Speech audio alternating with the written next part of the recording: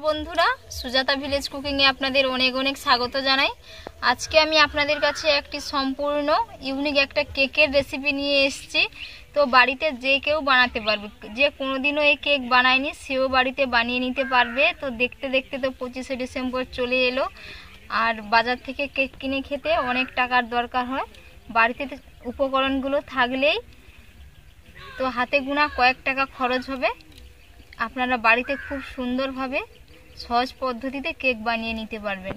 তো কিভাবে কেকটা বানাতে হবে আমি আজকে আপনাদেরকে দেখাচ্ছি। আমার সাথে থাকুন আর দেখতে থাকুন। আমি এই যে একটা বাটি নিয়েছি, দেখতেই পাচ্ছেন মাঝারি সাইজের বাটি, আর এই রকম বাটি সবার বাড়িতেই থাকে। তো এই বাটিটার মাপ করে আমি এক বাটি চিনি গুঁড়ো করে নিয়েছি। চালুনিতে চালিয়ে নেব।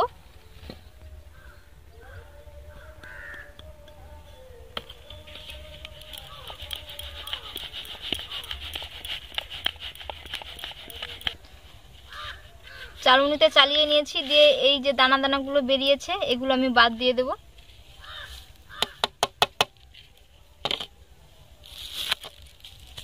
ঠিক এই বাটিটার আমি 1.5 বাটি ময়দা নিয়ে নেব। এক বাটি নিয়েছি আর হাফ নিয়ে নেব।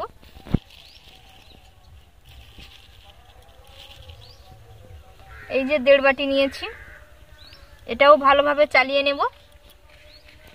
একটা ভালো করে বেটার বানালেই আর মাপগুলো ঠিক থাকলেই কিন্তু পারফেক্টভাবে কেক তৈরি হয়ে যাবে বাড়িতে। বাজার থেকে এত দাম দিয়ে আর কিনে খাওয়ার দরকার নেই।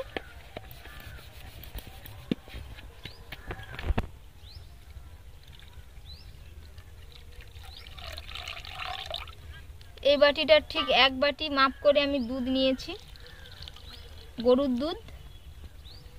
তো এটা রুম টেম্পারেচারে দুধ নিতে হবে যাতে ঠান্ডা থাকে। দুধটা আমি আগে থেকে জাল করে রেখেছিলাম।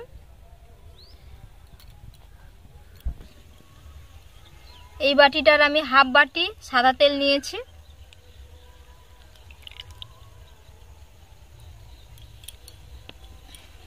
একটা হ্যান্ড উইচ দিয়ে ভালোভাবে ফেটিয়ে নিতে হবে।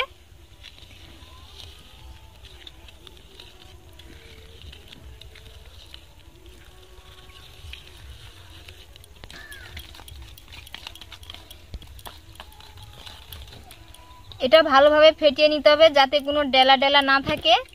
এবং আপনারা যদি পারেন মিক্সিতেও চিনিগুলো গুঁড়ো করে নিতে পারেন, সাথে ময়দা আর সব উপকরণ একসাথে ভালোভাবে ফেটিয়ে নিতে পারেন, দিলে খুবই ভালো হবে।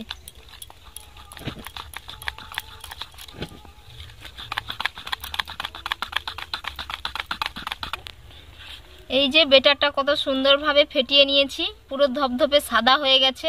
আর বেটারের ঘনত্বটা দেখুন কেমন হবে, পুরো থকথকে একটা বেটার হবে। এই যে এই রকম ঘনত্বে রাখতে হবে বেটারটা। তো এর মধ্যে আমি বেকিং পাউডার আর বেকিং সোডা ব্যবহার করব। বেকিং পাউডার আমি 1 চামচ নিচ্ছি, ছোট চা চামচের 1 চামচ, আর বেকিং সোডা এর হাফ নিতে হবে। এই যে দেখতে পাচ্ছেন এর হাফেরও একটু কম নিয়েছি আমি এর মধ্যে দিয়ে একটু ভালোভাবে ফেটিয়ে নেব। বেকিং পাউডার আর বেকিং সোডা দেওয়ার পর বেশিক্ষণ রাখবেন না, কারণ বেশিক্ষণ রাখলে এর একটা ইমিউনিটি থাকে, সেটা নষ্ট হয়ে যায়।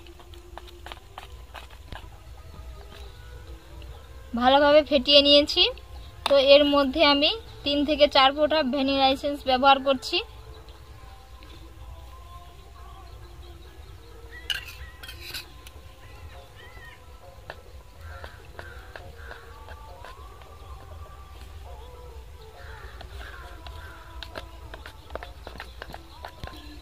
এই যে আমি একটা বাটি নিয়েছি, এই বাটিটার মধ্যে আমি কেকটা বসিয়ে নেব। তো সবার প্রথমে এই বাটিটার মধ্যে তেল মাখিয়ে নিতে হবে।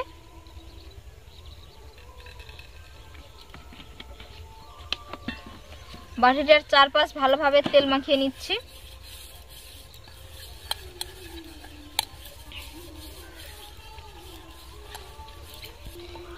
তেল মাখানো হয়ে গেছে, এর মধ্যে একটু ময়দা ছড়িয়ে দিচ্ছি, দিলে তলায় আর লেগে যাবে না। এই যে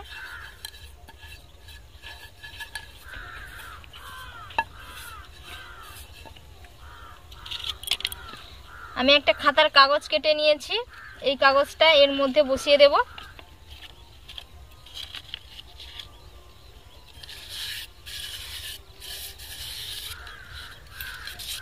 এই বেটারটাকে আমি হাফটা অন্য একটা বাটিতে ঢেলে নেব।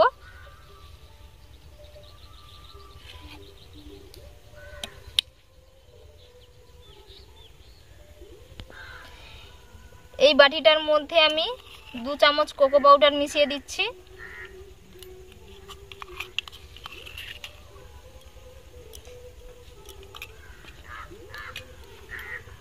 ভালোভাবে ফেটিয়ে নেব।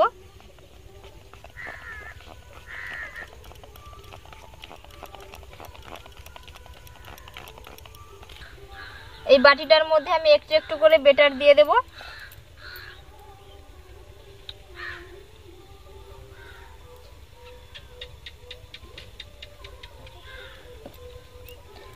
এর মধ্যে এই যে আরেকটা যে বেটার করে রেখেছিলাম এর মধ্যে ঠিক একই ভাবে দিয়ে দেব।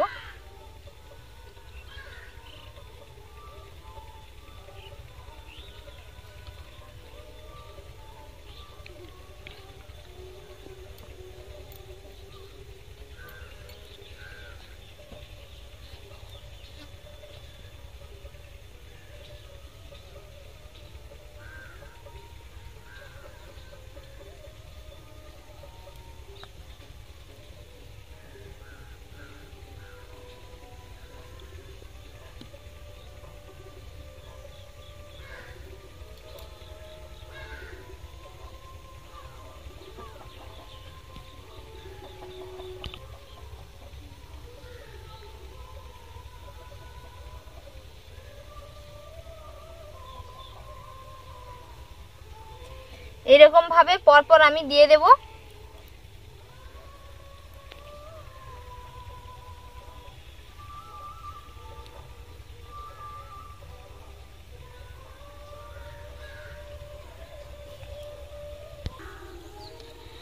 হাতে টাইম নিয়ে এই রকম ভাবে ধীরে ধীরে একটা ডিজাইন করে নিতে হবে। দেখছেন কিরকম ভাবে আমি করেছি।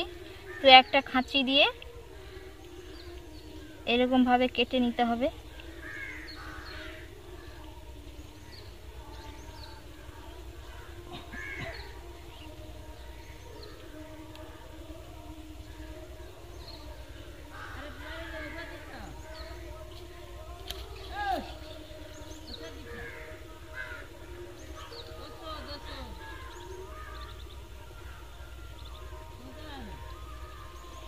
এই যে দেখছেন কেমন ভাবে আমি করে নিয়েছি, ঠিক একই ভাবে আপনাদেরকেও করে নিতে হবে। দিয়ে বাটিটাকে একটু ট্যাপ করে দেব, ঝাঁকিয়ে দেব হাত দিয়ে, যদি এর মধ্যে বাতাস থাকে বেরিয়ে যাবে। হাত দিয়ে ভালো করে আমি এই রকম ট্যাপ করে দিয়েছি। এটা আমি ঢাকনা দিয়ে ঢাকিয়ে উনুনটা ধরিয়ে কড়াটা গরম করে নেব, যেটাই আমি বসাবো। উনুনটা ধরিয়ে নিয়েছি আর উনুনের মধ্যে কড়াই চাপিয়ে এইরকম একটা বাটি বসিয়ে দিচ্ছি। বাটিটার মধ্যে আমি বেটারটা বসাবো। ঢাকনা দিয়ে আমি 4 থেকে 5 মিনিট গরম করে নেব, দিয়ে বাটিটা বসিয়ে দেব। এটা গরম হয়ে গেছে, এর মধ্যে আমি বাটিটা বসিয়ে দেব। চাইলে আপনারা এর নিচে বালি দিয়েও করতে পারেন, তো আমি বালি না দিয়ে বাটি দিয়েই করে নিচ্ছি। এইভাবে আমি 35 মিনিট ব্রেক করে নেব, দিয়ে আপনাদেরকে দেখাবো 35 মিনিট পরে। 35 মিনিট হয়ে গেছে, আমি দেখে নেব। তো আমি যে ডিজাইনটা করেছিলাম সে ডিজাইনটা হয়নি, তার ফাঁকে আমি এই রকম চেরি দিয়ে একটু ডেকোরেশন করে দিয়েছি। কারণ কেকটা এতটাই ফুলে গেছে যার কারণে সব রেখাগুলো একসাথে মিশে গেছে। তো দেখাচ্ছি আপনাদের কাঠি দিয়ে একটা। এই যে দেখছেন একটু হাতে লেগে যাচ্ছে না, এর মানে বুঝে নিতে হবে যে এটা হয়ে গেছে। তো এটা আমি তুলে নিয়ে আপনাদের কেটে দেখাবো কতটা স্পঞ্জি হয়েছে। আর এই যে হাতে একটু লেগে যাচ্ছে না, দেখছেন হয়ে গেছে। কেকটা কেটে আমি দেখাবো আপনাদের, দেখুন কতটা সুন্দর হয়েছে কেকটা।